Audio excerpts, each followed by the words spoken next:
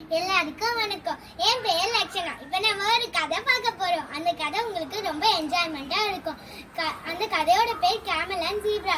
ஸ்டார்டிங்ல கேமலை காட்டுறாங்க. கேமல் என்ன பண்ணுது, நடந்து போயிட்டே இருக்கு. அப்ப ஜீப்ரா அங்க உட்காந்துட்டு இருக்கு.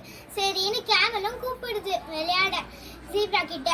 ஆனா ஜீப்ரா மனசுக்குள்ள நினைச்சுக்கிது, இவன் கூட எல்லாம் விளையாண்டுமா, இவன் அசிங்கமா இருக்கான் அப்படின்னு சொல்லுதான் மனசுக்குள்ளேயே. அப்புறமா வெளியில சொல்லுதான், இல்ல இல்ல எனக்கு டயர்டா இருக்கு, நீ போ நான் அப்புறமா வரேன் அப்படின்னு சொல்லிட்டு போயிட்டான். அப்புறமா என்ன பண்ணான், கேமல் வந்து திருப்பியும் கேக்குதான், ஏன்பா வரேன்னு சொன்னா இன்னும் வரலையே அப்படின்னு கேக்குதான். அப்ப சொல்லுதான் அது, இல்லப்பா எனக்கு ரொம்ப டயர்டா இருக்கு, நீ போ நான் நாளைக்கு வரேன்னு சொல்லிட்டான். இப்படியே சிறிது நாட்கள் கழித்து போதான். அப்பதான் என்ன ஆகுதா, எல்லா இடமும் பாலைவனம் மாதிரி ஆயிட்டான். யாரும் எதுவும் பண்ண முடியலையா. அது கூட இருக்கிற நண்பர் விலங்குகளை கூட அழிந்துருச்சா. மொத்த காடும் அழிஞ்சிச்சா.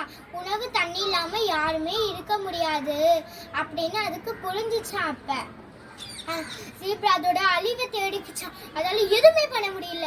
அது ரொம்ப பயந்துச்சு. நம்ம செத்து போயிடுவோமான்னு ரொம்ப அழுதுச்சான். அப்பதான் கேமல் வந்துச்சான். கேமல் வந்து கேட்டுச்சா ஹீரோ போல, உனக்கு என்ன பிரச்சனை அப்படின்னு கேட்டுச்சான். அப்பதான் சொல்லுச்சான், எனக்கு தண்ணியும் இல்லை சாப்பாடும் இல்லை, இப்படிதான் என் நண்பர்களும் இறந்து போனாங்க, நானும் இதே மாதிரி இறந்து போனோம், உங்ககிட்ட தண்ணி இருந்தா எனக்கு கொஞ்சோண்டு ப்ளீஸ் அப்படின்னு கேட்டுச்சான். அப்ப சொல்லிச்சான், என்கிட்ட தண்ணி இருக்கு, ஆனா உங்ககிட்ட தர முடியாது, சாரி அப்படின்னு கேட்டுச்சான்.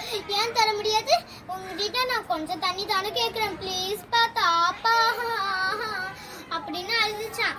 அப்பா அது சொல்லிச்சான், ஏய் நீ அழுவாத, நான் அந்த அர்த்தத்துல சொல்லப்பா, அதாவது என் முதுகுக்கு பின்னாடி அசிங்கமா ஒரு மூட்டை மாதிரி இருக்கு பாத்தியா, அதுல தாப்பா நான் என் தண்ணி எல்லாம் சேகரிச்சு வச்சுக்கிறேன், நீ அழுவாதப்பா ப்ளீஸ்பா அப்படின்னு சொல்லிச்சான். கொஞ்ச நேரத்துக்கு கழிச்சு கேமலுக்கு ஒரு டக்குன்னு ஒரு யோசனை வந்துச்சு. அந்த யோசனை, எந்த இடத்துல தண்ணி இருக்கோ அந்த இடம் எல்லாமே கேமலுக்கு தெரியுமா.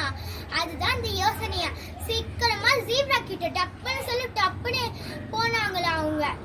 அப்ப பெரிய கால்லாம் சுடுற அளவுக்கு எடுத்துச்சான். அம்மா அப்பான்னு ஜீப்ரா கட்டுச்சான். அப்ப கேமல் சொல்லிச்சான், ஏன்பா இப்படி காம்பியா கட்டுற அப்படின்னு சொல்லிச்சான்.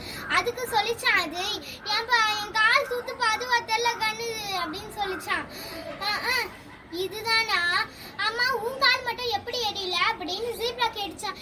அதுவாப்பா, என்னோட கால் கட்டையா ஒரு மாதிரி இருக்கு பாத்தியா கருப்பா, அதுதான் என்ன தற்காத்துக்க உதவி செய்யுது, சரியா, சரி நீ என்னால ஏறிக்கோ, நான் உன்னை கூட்டிட்டு போறேன். ஆமா உன்னால என்னை ஏத்திக்க முடியுமா அப்படின்னு ஜீப்ரா கேட்டுச்சான். அப்ப சொல்லிச்சான் அது, ஏன்பா இந்த உலகத்துல இருக்கிற ஒவ்வொரு நாட்டுக்கும் போய் ஒவ்வொரு மக்களையும் நாங்க கூட்டிட்டு வரோம், உன்னை என்னால எடுத்துக்க முடியாத ஒவ்வொரு குடும்பத்தையும் தான் எடுத்துட்டு வரோம், ஏப்பா கவலைப்படாத, ஏறிக்கோப்பா, காமெடியா பண்றேனா அப்படின்னு சொல்லிச்சான். சரி நான் அவங்களும் ஏறிட்டு போனாங்களாம். திடீர்னு காத்து பெருசா அடிச்சுதான். அது கூட மண்ணும் சேர்ந்து வந்ததுனால ஜீப்ராவோட கண் எரிச்சல் எடுத்துச்சான். அப்பதான் சொல்லிச்சான் கேமல், ஏன்பா என்னாச்சுப்பா, உன் கண்ணு ஏதோ பண்ற மாதிரியே இருக்கா அப்படின்னு கேட்டுச்சான்.